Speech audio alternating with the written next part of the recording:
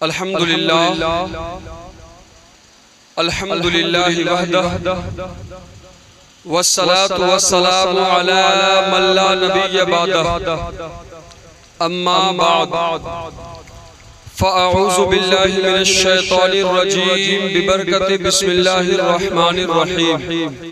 Subscribe now and press the bell icon. Never miss an update.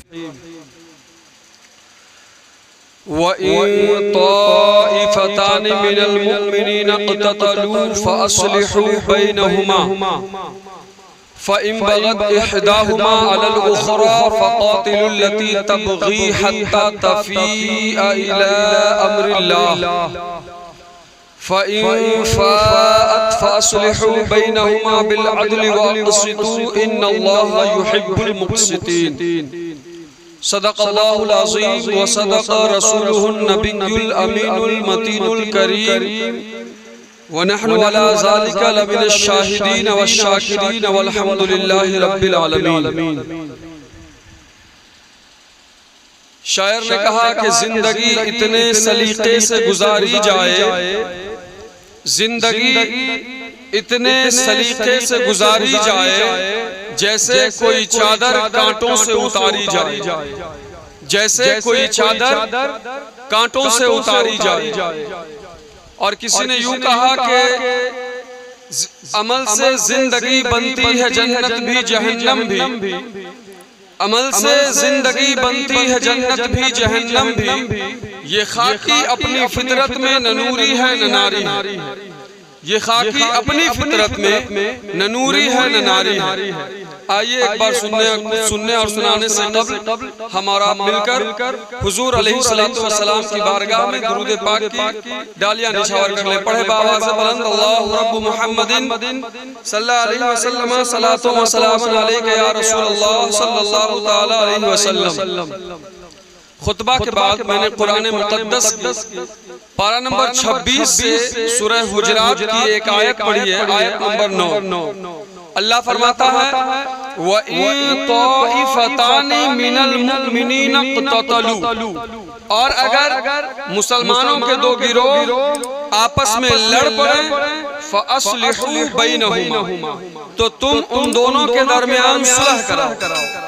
फ़इन बग़त इहदाहुमा अलल उख़रा, और अगर उनमें से कोई एक दूसरे पर जुल्म करने लग जाए, उनमें से कोई एक गिरोह दूसरे पर ज़्यादती करने लग जाए, फ़क़ातिलुल लती तबग़ी हत्ता तफ़ीअ इला अम्रिल्लाह, तो उस जालिम गिरोह से, उस ज़्यादती करने वाले गिरोह के खिलाफ खड़े हो जाओ और उस वक्त तक लड़ो जब तक कि वो अल्लाह के हुक्म की तरफ पलट ना आए।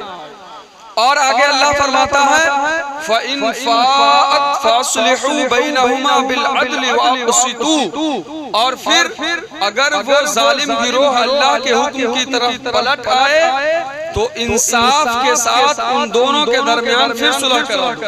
वअक़सितू, और इंसाफ को कायम रखो। क्यों? इन्नल्लाहा युहिब्बुल मुक़सितीन, क्योंकि अल्लाह तबारक व तआला इंसाफ करने वालों को पसंद फरमाता है। ये पूरी आयत है सूरह हुजरात पारा नंबर 26 की आयत नंबर 9। ये आपने समाप्त कर लिया। अब एक किस्सा समाप्त करें। तारीखी एतबार से इसमें क्या सच्चाई है नहीं है मैं नहीं जानता, आपके उलमाए किराम बैठे हैं, आप इनसे दरियाफ्त कर लेंगे। लेकिन बहरहाल उसमें एक नसीहत है और इस मकाम पर मुझे वो याद आ रहा है, इसलिए मैं आपसे अर्ज कर रहा हूँ। बचपने में हम लोगों को ये हमारे घर की ज़ईफ ख़वातीन, बूढ़ी औरतें ये किस्सा सुनाया करती थी। किस लिए? नसीहत के लिए, तरबियत के लिए, कि जब नारे नमरूद भड़काई गई कि हजरत इब्राहिम अलैहिस्सलाम के लिए उस आग में उस आतिश कदा में हजरत इब्राहिम अलैहिस्सलाम को डाला जाएगा, तो एक मेंढक था जो अपने मुंह में पानी ले करके, जाहिर सी बात है उसके मुंह में कितना पानी आया, जितना एक सिरिंज में आ जाता है उतना भी नहीं, लेकिन जितना ही पानी आता था वो कोशिश ये करता था ले जाकर कि उस आग को बुझा दे, उस आग को ठंडी कर दे। और उसी के मुकाबिल में एक जानवर था जिसे हमारे इलाके में गिरगिट कहा जाता है। Subscribe now and press the bell icon. Never miss an update. बाज़ जगहों पे उसे मुदुस्वा कहा जाता है, बाज़ जगहों पे उसे चुगलिया भी कहा जाता है। आपके इलाके में क्या कहा जाता है मुझे नहीं मालूम। छिपकली से थोड़ा सा बड़ा होता है और अक्सर आपने उसको तार और खजूर वगैरह के दरख्त पे देखा होगा। तो घर की औरतें हमें बताती हैं कि वो मेंढक अपने मुंह में पानी ले जाकर उस आग को बुझाने की कोशिश करता था और ये गिरगिट ये कमबख्ती का मारा फूंक मारता था ताकि आग और भड़के। आप जरा सोचिए कि ना तो उस मेंढक के पानी से वो आग बुझती और ना ही उस गिरगिट के फूंक मारने से वो आग भड़कती। लेकिन इन दोनों की कोशिशों के मुताबिक दोनों को अजर सवाब तो मिलेगा ना, क्योंकि अल्लाह रब्बुल इज्जत के यहाँ नतीजा नहीं देखा जाता, नीयत देखी जाती है, कोशिश देखी जाती है। अल्लाह रब्बुल इज्जत की सुन्नत यही है, अल्लाह रब्बुल इज्जत का उसूल ज़ाब्ता यही है कि तुमने कोशिश की हम तुम्हें अज्र दे देंगे। तुम्हारी कोशिश नतीजा खैर साबित हुई कि नहीं हुई इससे कोई गर्ज नहीं है। मिसाल के तौर पर एक बंदा हज के लिए घर से निकला और रास्ते ही में उसका इंतकाल हो गया, वो हज को नहीं पहुंच सका।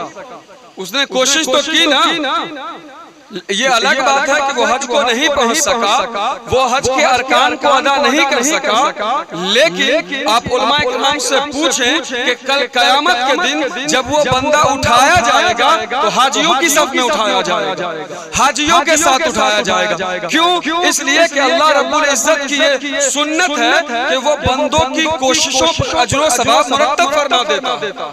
लिहाजा बंदे ने कोशिश की तो उसको अज्र मिल गया। अब इन दोनों जानवरों का जो तर्ज अमल है, इनका जो काम है, इन दोनों की, हालांकि इन दोनों की कोशिशों से कुछ होना जाना नहीं है, लेकिन इन दोनों की कोशिशों के मुताबिक, इन दोनों की नियतों के मुताबिक दोनों को अजर सवाब तो मिलेगा।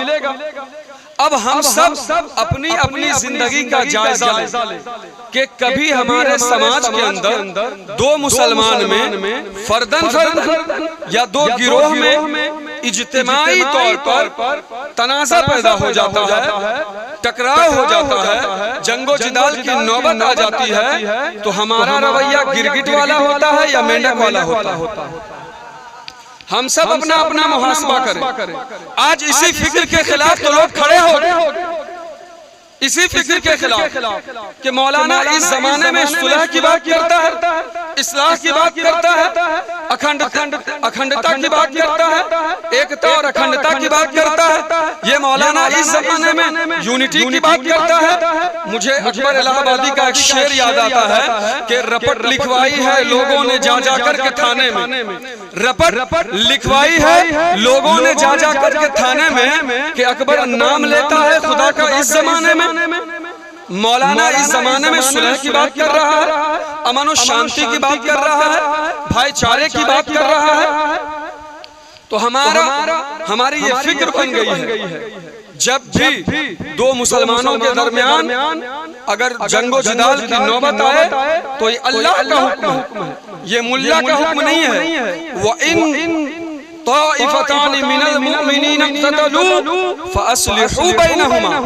अगर मुसलमानों के दो गिरोह में जंगो जिदाल की नौबत आ जाए तो आप सुलह कराएं और हवा न दे उसको, फितना व फसाद को, और बढ़ावा न दे लड़ाई झगड़े को, बल्कि अल्लाह फरमाता है फअस्लिहू बैनहुमा, उन दोनों के दरमियान सुलह कराओ।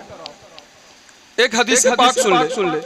हुजूर अलैहिस्सलातु वस्सलाम खुतबा देने के लिए खड़े हुए, सामने इमाम हसन और सहाबाए कराम का मजमा लगा हुआ। हुजूर अलैहिस्सलातु वस्सलाम कभी इमाम हसन को देखते हैं, कभी मजमे आम को देखते हैं। हुजूर की निगाह इल्तिफात कभी इमाम हसन की तरफ उठती है, कभी मजमे आम की तरफ उठती है। मुतअद्दिद बार ये हुआ।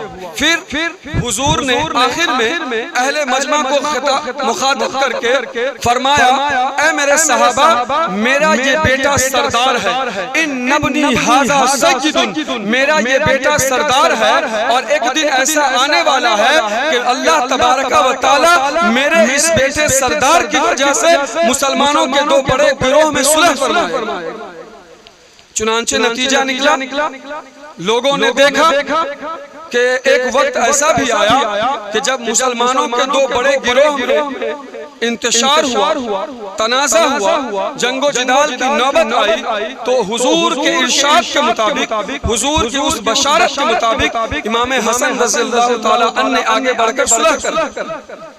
तो सुलह कराना ये हसनियत है, ये इमाम हसन की सुन्नत है। और लड़ाई झगड़े के वक्त, तनाज़ा के वक्त, फितना फसाद के वक्त किसी एक का सामाजिक बहिष्कार कर देना, किसी एक का बायकाट कर देना, किसी एक के खिलाफ झूठे FIR की पर्ची कटा देना, ये इमाम हुसैन का तरीका नहीं है, ये इमाम हसन का तरीका नहीं है, ये अहले ईमान का तरीका नहीं है। तो हमारा और आपका रवैया क्या होना चाहिए? जिस समाज में, जिस मुआशरे में हम और आप जिंदगी गुजार रहे हैं, अगर दो लोगों के दरमियान लड़ाई झगड़ा हो जाए, या दो बिरादरी के दरमियान लड़ाई झगड़ा हो जाए, या दो खानदान के दरमियान लड़ाई झगड़ा हो जाए, तो हमारा और आपका किरदार मुसलह वाला होना चाहिए। हमें सुलह कराने की कोशिश करनी चाहिए। हमें मुफसिद नहीं बनना है कि एक गिरोह की जानिबदारी में फसाद और बर्पा कर। ऐसा नहीं है कि एक गिरोह की जानिबदारी में हम फसाद और बर्पा कर। अच्छा, लोग इस वक्त जो है करते हैं फसाद बर्पा और दावा ये करते हैं कि हम तो सुलह कराने वाले, हम तो सुलह चाहते हैं।